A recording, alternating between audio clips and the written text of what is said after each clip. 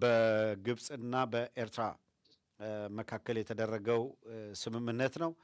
ግብጽና ኤርትራ በሁለቱም በውጭ ጉዳይ ሚኒስትሮቻቸው አማካኝነት ፊርማ አኑረዋል።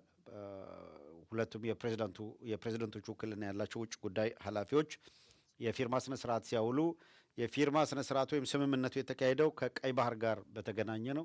የቀይ ባህር ጉዳይ የሚመለከታቸው የቀይ ባህር የጠረፉ አባላት ናቸው በሚል ነው የተበየነው። ዞሮ ዞሮ በሁለቱ በኩል ይሄ ስምምነት በማድረስ ከዛ ውጪ ያሉ በቀይ ባህር ጠረፍ ላይ የሚሰነዘሩ ማናቸውንም እንቅስቃሴዎች በጋራ እንመክታለን የሚል ይፋዊ ስምምነት መፈረሙን የሚያሳይ ነው።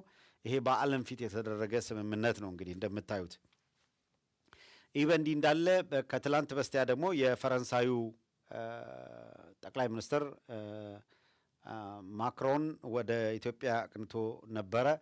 የማክሮን ወደ ኢትዮጵያ ሲመጣ አብይ አህመድ ኢትዮጵያ ወደብ ስለምታገኝበት ሁኔታ ከማክሮን ጋር ውይይት አድርገናል በሚል ነበረ የመለሰው።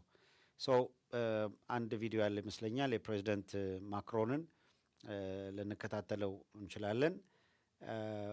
ፕሬዚደንት ማክሮን እንደምታውቁት የፈረንሳዩ ፕሬዚደንት አሁን ባለው ሁኔታ ቱ ቢ ኦነስት በአውሮፓ ካሉ አገራት በጣም የፕሬዚደንት ማክሮን በጣም ደካማ ሊባል የሚችል ሆኖ የወጣ ነው።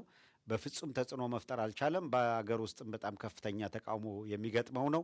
በተለይም ከቅርብ ጊዜ ወዲህ ሚዲያዎች ባለቤቱ በግልጽ በአደባባይ በጥፊ ስታጮለው ወይም ገፍትራ ስታስወጣው አደባባይ ላይ ማለት ነው ኦፊሻል ለሆነ ፕሮግራም እየሄዱ ከታየበት ጊዜ ጀምሮ ማክሮን እቤቱ ሲሆን ታስሮ ስላለመገረፉ ማስረጃ የለም እያሉ ነው ሲሳለቁበት የሰነበቱት።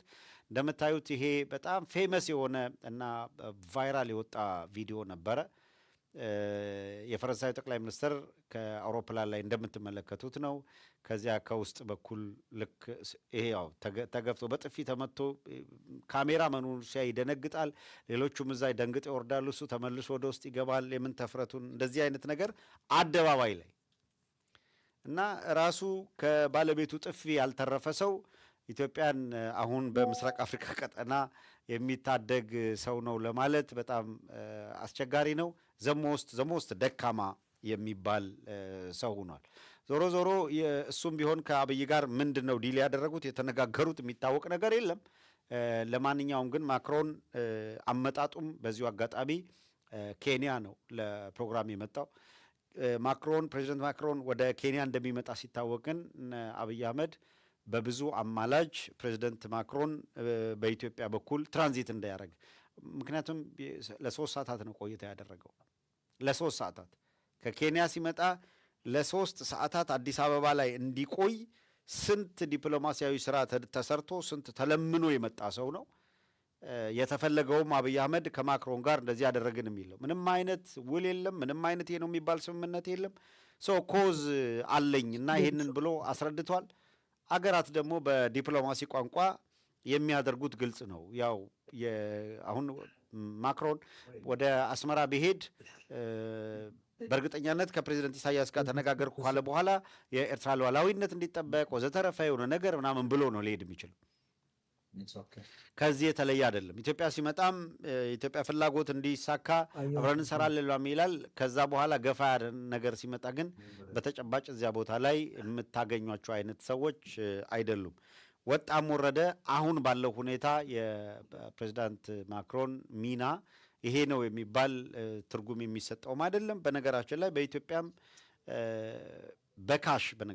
በካሽ ለኢትዮጵያ በካሽ ድጋፍ በማድረግ የለንደንን ያክል ወይም የእንግሊዝን ያክል ድጋፍ የሚሰጥ ሰው የለም። የመጀመሪያዋ ድጋፍ ሰጪ እንግሊዝ ናት። እንግዲህ ለረጅም ዓመታት አሁን ያለው ሁኔታ ተቀይሮ እስካልሆነ ድረስ በኢህአዴግ ዘመን ካሽ በመስጠት እንግሊዝ ነው የምትታወቀው። ኢንካይንድ በአይነት በመስጠት ደግሞ አሜሪካን የሚተካከላት የለም። ቻይና እንደምታውቁት ብድር ነው የምትሰጠው። ሌሎች ሀገራት በሆነ ሲዝን አንድ ጊዜ ለአንድ የሆነ ፕሮጀክት ወይ ከተቋሞቻቸው አበዳሪዎቻቸው እንዲያበድሩ ያደርጋሉ፣ ወይም ይህን ያክል ድጋፍ አድርገናል ብለው ለፕሮጀክት ድጋፍ ያደርጋሉ። ከዚህ የዘለለ አይደለም። በቋሚነት የሚደረግ ድጋፍ ግን የሚመጣው ከእንግሊዝና ከአሜሪካ ነው። ፈረንሳይ እንደዚሁ ዲፕሎማሲያዊ ወዳጅነት ወይም ግንኙነት ካልሆነ በቀር ትልቅ ስራ አላት ከተባለ እዚህ ላሊበላ ውቅር አብያተ ክርስቲያናት ጋር ለቅርሱን ለመንከባከብ የሚያስችል ድጋፍ አድርጋለ ያለችበት ነው። እሱም ቢሆን እንደምታውቁት በየዓመቱ የሰፋ ችግር እየተነሳበት ያለ ስንት ውጥቅጥ ስለሆነ ይሄ ነው ያ ነው ለማለት በጣም ይቸግራል። ዞሮ ዞሮ ግን የውጥረቱ የምስራቅ አፍሪካ ቀጠና ውጥረት ማሳያ የሆነ በጣም አደገኛ ሁኔታዎች ተከስተዋል የሚለውን እንደ ማሳያ ልንወስድ እንችላለን። ይህንን ካልን በጣም በርካታ ሀገር ውስጥ መወዛገቢያ ነገር ተፈጥሯል። በግብፅና በኤርትራ መካከል ስምምነት መፈረቡ ወይም ኤርትራና ሱዳን ስምምነት ላይ መድረሳቸው አስተውሉ። ጎረቤት ከሆኑት ሀገራት ጋር ኤርትራ ከሱዳን ጋር ጥብቅ ወዳጅነት መስርታለች። ከግብፅ ጋር ጥብቅ ወዳጅነት መስርታለች። ከሶማሌ ጋር እስካሁን ድረስ ያላት ግንኙነት በጣም ጠንካራና የተሻለ ግንኙነት አላት። ከነ አብይ አህመድ ወይም ከኦህዴዶች የተሻለ ኤርትራ ከሶማሌ ጋር የተሻለ ግንኙነት አላት። ሌላው እነ ሳውዲ አረቢያ አሁን በኤርትራ ጉዳይ የተለየ መልክ ካልያዘ በስተቀር አሁን ከዚህ እነ አብይ አህመድ ያንን ለመቀልበስ ብለው ኤርትራን ጥቃት ውስጥ ለመክተት ይመቸናል ያሉትን ቆላማውን ሙስሊሙን ማህበረሰብ በማነሳሳትና በማደራጀት አዲስ አበባ ላይ የኤርትራ ተቃዋሚ ኃይል ተብሎ እንዲደራጅና የሃይማኖትን ቤዝ ያደረገ የኢስላሚክ ሙቭመንት እንዲጀመር ለማድረግ ነው ጥረት እየተደረገ ያለው። 4 ኪሎ ነው ይሄ እየተደረገ ያለው። ኤርትራውያን ላለመፍረስና አሁን አብይ አህመድ እንደምታውቁት ለምሳሌ በአሩሲ ኦርቶዶክሳውያኑ እንዴት እንደሚፈጁ ታውቃላችሁ። በተለያየ ሀገሪቷ ክፍል በአጠቃላይ መከራ